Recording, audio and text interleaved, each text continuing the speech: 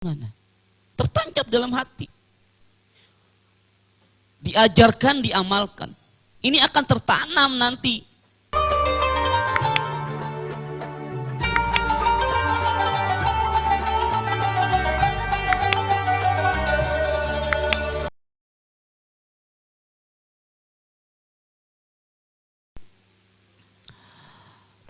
Orang tua tentu ingin memberikan yang terbaik untuk anaknya.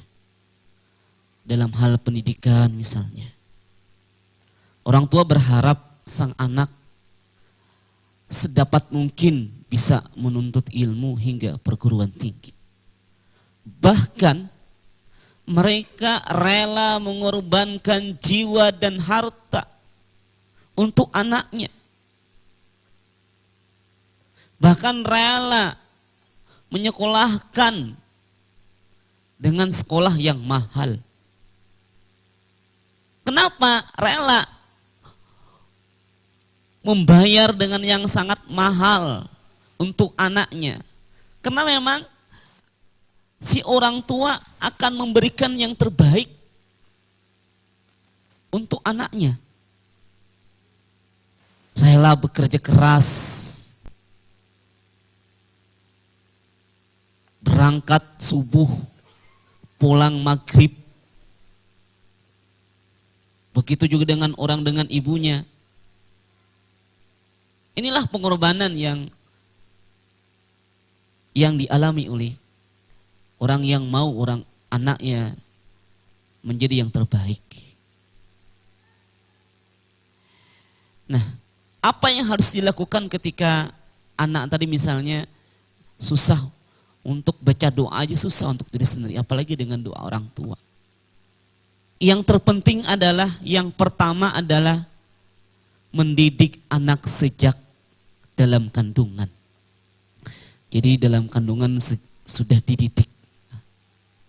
Karena meskipun masih berada dalam kandungan ibu sekalian yang punya, yang sudah misalnya yang hamil ya, yang mengandung ya, orang tua sudah mulai mendidik buah hatinya. Dengan cara apa? Karena menurut penelitian, janin yang sejak berusia 4 bulan, sel-sel otak itu terbentuk. Dilanjutkan dengan tersambungnya antara sel otak dengan yang lain. Nah, makanya ketika buah hati dalam kandungan, kita mendamba-dambakan. Banyak orang yang di luar sana yang belum punya anak, yang membutuhkan anak. Salah satu contoh banyak sekali, ketika dididik anak sejak dalam kandungan, ketika lahirnya banyak yang hafal 5 tahun sudah 30 juz. Ini luar biasa. Banyak yang sukses. Ya. Ini. Nah, kenapa si anak tadi habis 30 juz dengan umur yang sangat muda? Rupanya uminya atau ibunya mengandung itu dibacakan Al-Quran. Muratal Al-Quran, tiap hari didengarkan Al-Quran. Tiada, ya selain itu tidak ada yang lain selain muratal Al-Quran. Yang ketiga adalah menanamkan dasar-dasar agama atau akidah. Nah, jangan sampai kita melewatkan untuk menanamkan akidah Islam, apalagi yang sejak dini. Hal ini penting. Jangan sampai tergoyah dengan bermacam-macam godaan dan sebagainya, apalagi syirik kepada Allah Subhanahu wa taala. Kenapa kita berbicara syirik? Kan sejak kecil. Makanya saya bilang tadi, didiklah, tanamkan dasar-dasar akidah Islam sejak dini.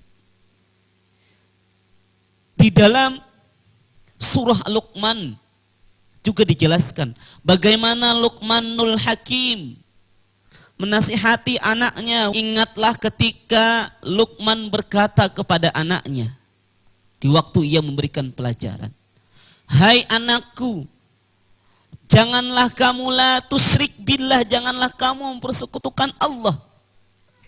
Sesungguhnya mempersekutukan Allah adalah benar-benar kezaliman. Ini pesan Luqmanul Hakim kepada anaknya. Alhamdulillah kalau memang di sekolah belajar akidah. Cuman akidah seminggu sekali. Gimana? Tertancap dalam hati. Diajarkan, diamalkan. Ini akan tertanam nanti. Insya Allah di waktu besar nanti akan 3 perkara. Tidak tergoda dengan banyak kemaksiatan. Kemudian ajari masalah ibadah yang benar. Ini penting, apalagi yang laki-laki, anak laki-laki. Ajarkan ke masjid, biasakan ke masjid. Tanamkan, dibiasakan ke masjid, berjamaah. Siapa yang mengajarkannya? Kita sebagai bapak. Kita seoptimal mungkin membiasakan, walaupun kita para pekerja, seoptimal mungkin mengajarkan dalam hal ibadah. Ibadah salat, ya, ibadah saum, puasa Senin Kemis, diajarkan juga walaupun sejak dini.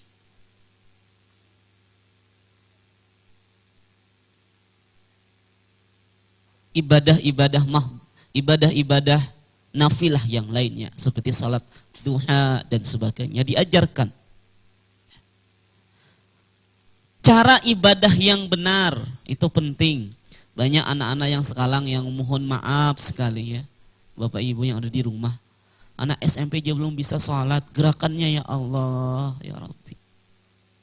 Ini salah siapa sebenarnya? Salah gurunya atau salah kita? Ada yang mengatakan salah gurunya. Padahal di sekolah itu hanya waktunya sebentar. Yang paling banyak itu di rumah. Di rumah yang mengajarkan. Ini, makanya investasi ada 2. Investasi pahala, investasi dosa. Ini akan menjadi investasi dosa ini sebenarnya seperti ini. Gerakan-gerakan sholat, cara berwudu, cara bertahara, ya, apa najis dan sebagainya. Begitu juga dengan akhlak. Akhlak itu penting. Karena banyak di zaman sekarang anak-anak ini akhlaknya sudah naudzubillahi min dzalik.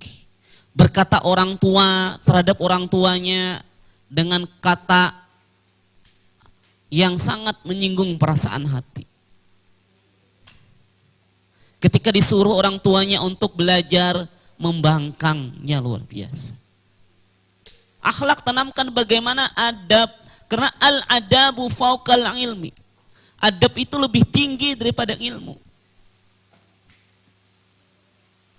Yang satunya ilmunya tinggi, tapi enggak beradab. Yang kedua ilmunya yang sekedarnya sajalah. Tapi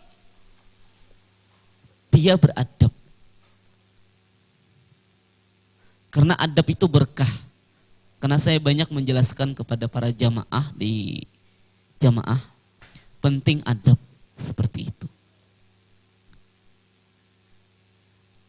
Dan yang terpenting adalah rasa tumbuh cinta kepada Rasulullah Sallallahu Alaihi Wasallam. Mahabbah kepada Rasulullah Sallallahu Alaihi Wasallam. Maksudnya mahabbah kepada Rasulullah itu adalah amalkan sunnah-sunnah apa yang disuruh Rasulullah SAW. Jadi bukan hanya bersalawat. Salawat juga penting. Sunnah. Tapi jangan sampai lapas lidah mengucap bersalawat, tetapi amalan-amalannya menyakitkan hati Rasulullah Sallallahu Alaihi Wasallam. Rasulullah SAW bersabda, Kamu tidak akan memperoleh simpati semua dengan orang dengan hartamu. Tapi dengan wajah yang menarik dan simpatik dengan akhlak yang baik. Ini. Jadi kalau mau menunjukkan bahwa Islam adalah rahmatan lil alamin, anak kita didik tingkah lakunya, adabnya, perilakunya, adab terhadap guru, adab terhadap sesama teman, adab terhadap yang lainnya. Ini yang luar biasa. Yang berikutnya adalah membiasakan melakukan kegiatan yang bermanfaat. Jadi ketika di rumah nonton yang bermanfaat. Bermain yang bermanfaat. Banyak sekali permainan yang bermanfaat. Jangan sampai kita permainan yang tidak bermanfaat, yang ada ilmunya, yang harus tarik kesimpulannya tuh apa hikmah di balik permainan itu.